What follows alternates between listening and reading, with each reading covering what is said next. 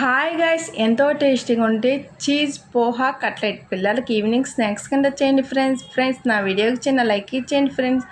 2 కప్పులు అటుకులు తీసుకుని అందులో కొంచెం వాటర్ పోసుకుని వాష్ చేసుకుని అందులోనే వాటర్ని తీసేసుకోవాలి. ఒక సన్నగా బంగాళదుంప తురుముకున్నది కూడా వేసేసుకుంటే రుచి బాగుంటుంది. బంగాళదుంప, పచ్చిమిరకాయలు, క్యారెట్, ఉల్లిపాయ, కొత్తిమీర కూడా వేసేసుకుందాం.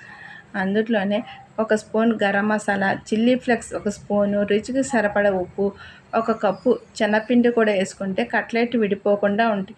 వీటినన్నిటిని బాగా మిక్స్ చేసేసుకుని చేతికి ఆయిల్ రాసుకుని చిన్న చిన్న కట్లెట్లుగా చేసేసుకుందాం.